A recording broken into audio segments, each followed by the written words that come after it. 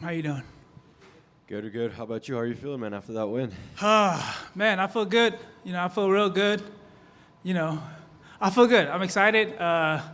Going there against a wrestler, I feel like I went in there in his own game, and I beat in his own game. So I'm proud of myself. Just finding a wrestler. A lot of people doubt my wrestling, and I felt like tonight I went out there and showed that I can wrestle tonight, and I proved that. Did that fight play out how you expected it to play out? Oh yeah, I knew exactly how the fight was gonna be. I knew it was gonna be a lot of grappling. Going to this fight, I knew I had to keep up the grappling throughout the whole round. If it's first round, second round, third round, whatever it is, I knew I had to scramble, and it was gonna be a lot of scrambling and wrestling. Just going into this fight, and I felt like my whole fight camp was, getting ready and prepared for that. If I wasn't prepared for that, I wouldn't have, this fight wouldn't have went my way. But I felt like through the fight camp, I studied everything about this kid, and tonight, and it showed. So. Was it kind of frustrating always seeing JSP like always just there, kind of never going away? Yeah, I knew he was gonna be there. Like I said, I knew he's not gonna go away. So I was prepared for it. I won his own game, and I beat him in his own game. I've never really fought against an actual wrestler, and I feel like JSP was that wrestler, into my first fight, fighting an actual wrestler, and I felt like I did good, And so today was actually your first win on the scorecards. So do you attribute that to a more patient performance out of you, or what do you attribute it to? I'm sorry? Today was your first win that went to the scorecards in your career. So do you attribute that to more of a patient performance from you, or what do you attribute it to? Honestly, I just went in there and just fought. I didn't care if it went to first round, second round, third round, whatever it is. I just knew the fight was gonna, it's like the kid was gonna be there no matter what. So my thing is just go in there and just fight, have fun. If the fight goes to a knockout, it goes to a knockout. If it goes to decision, it goes to decision. My thing was not, don't let this fight go to decision. That's not how I went into this fight. If it went to decision, okay, good, I won. That's all that matters is you win. So I'm not worried about the decision. I won the fight. So. Awesome, yeah, and obviously in those final seconds, you guys channeled your Max Holloway, Justin Gaethje sequence. What was going on through your head when that was going? Man, I was like, he just started swinging, so I'm like, all right, let's swing. He's 10 seconds left. This is what you want to do. Let's bang it out. And I feel like this is what happened. He wants to bang, I wanted to bang, and we just, went at it. So obviously, big win over a wrestler like you just mentioned. So what type of opponent do you want to see in your next outing if it was up to you? Man, give me a striker. Give me a striker, man. Like, I took this fight because I knew I had to show people, because a lot of people doubt my wrestling. So I took this fight because I wanted to show the people that doubted me that I can wrestle and grapple. Whatever round it is, I'm going to stay there. So, yeah, a lot of people doubt my wrestling and my cardio, but I feel like tonight showed that I can wrestle. I can grapple, whatever you guys want to do. And I did that. This is why I took the fight. I knew the kid was going to wrestle me a lot. And I'm not really used to people keep wrestling me. So tonight, I showed people that I can grapple and wrestle. So featherweights have some solid stand-up guys on the roster. So is there any guys from out there that raise your eyebrow? Nobody really. Honestly, whoever my manager sent me, I'm gonna take the fight. So he showed me JSP. I said, let's go. He's a wrestler. Let's go. I'm gonna show the world that I can stay out there and wrestle. So no names for me right now. Whoever they give me, is who they give me. So. And going into this fight night, when you see the list of fights, there's some solid fights spread out through the card, but a lot of people really kind of focus in on you and JSP. So I guess how does that make you feel, seeing that the fans always want to see David Onama fight? Because the fans know. I always bring that. I always bring the heat. All the knockouts, TKOs. Yeah, I'm excited. I'm excited fighter. I'll come out, and I'll perform, and I feel like people want to see that, and I feel like I was the only guy on the card that everybody wanted to watch. So tonight I had a lot of eyes on me. Yeah, man, I'm excited fighter, and everybody want to see that, and this is why I'm here. So yeah. Obviously, closing out Q1 of 2024 with a big win. Where do you want to be by the end of this year? By the end of this year, I just want to keep winning, keep doing my thing, keep having fun, and just win fights. That's about it, really. Congratulations. Thank you, brother. Congrats on the win. Awesome performance. If they doubted you before, they can't now, because that grappling was stellar. Yes. What you hit, switches, your reverse position, you were so explosive there, round after round after round. Do you think that kind of got in his head a little bit to where he's like, oh, man, this dude got something for me? It did, because I hear him say, oh, fuck. I heard him say that. He's like, because I kept rotating and rotating and rotating. So he was a little frustrated. Going to the fight, I didn't feel like he knew that was going to happen. So he was a lot frustrated into this fight. He was frustrated. He didn't see that coming. I prepared for that.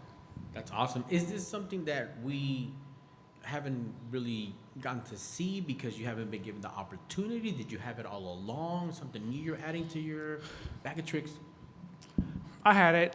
I had the wrestling in my back pocket. I just never went into a fight fighting an actual wrestler. Never had that, but I always had the weapon in my back pocket. And I knew someday that, I'm going to end up fighting a grappler and a wrestler. So I was prepared for it. I was ready. So I feel like I showed everybody that doubted me tonight that I can do, the wrestling part.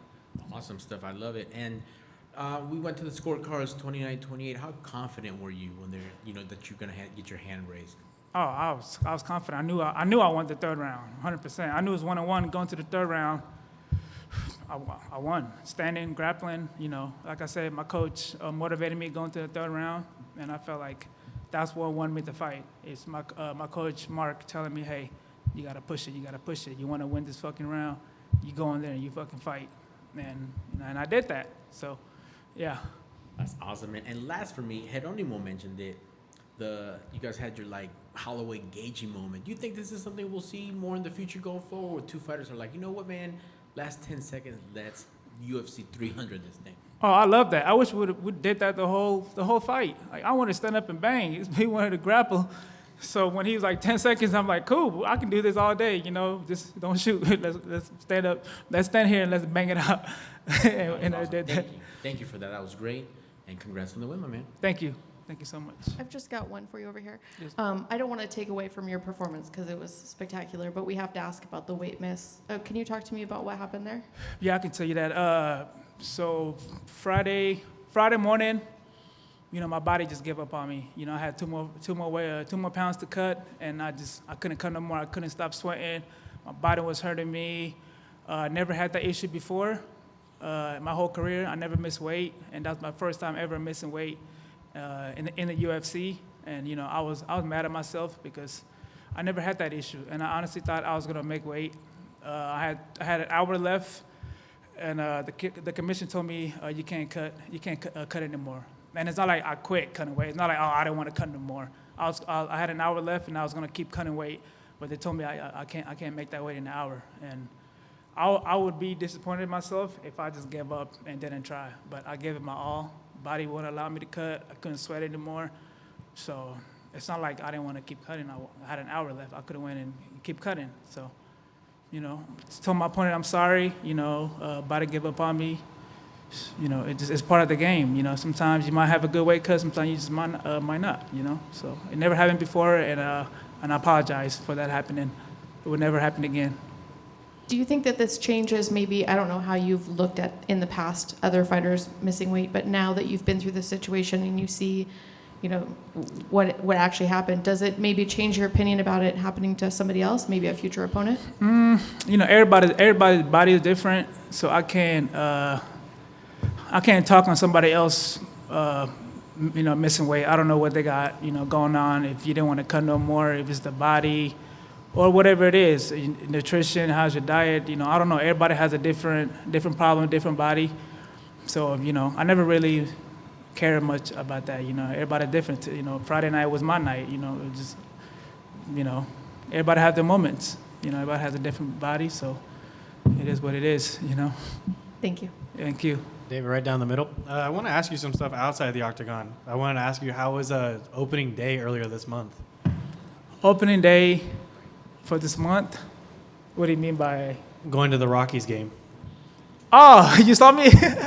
Now, opening day was pretty cool. It was pretty cool. One of the friends got us got us to the opening baseball game, and I just went out there. Never really been to a baseball game before. That's my first time going to the baseball game, and it was fun. I enjoyed it. I actually thought baseball was boring, but just being there and watching it, oh, that shit was fucking amazing.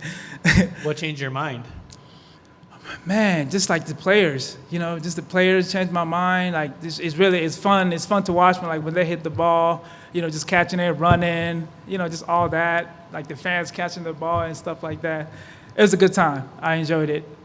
I gotta ask you. So they also have walkouts when they go up to bat or they're getting subbed in to pitch. Did that change at all your mindset of how you're gonna walk out into the octagon anytime? I'm sorry. Repeat that again. So in baseball, when they go up to bat or a pitcher comes to be substituted, they have a walkout song, just like when you walk out to go to the octagon. Yeah. Did that change at all? Maybe what song you might play or anything like that? I mean, everybody's different, Everybody's different. Like whatever song you walk out to is the song you vibe to, and I feel like the fighters that came out, I mean, the baseball players that came out to that song, they can vibe to the whatever song they come out to, and I can, in my fight, I can vibe out to the song I walk out to.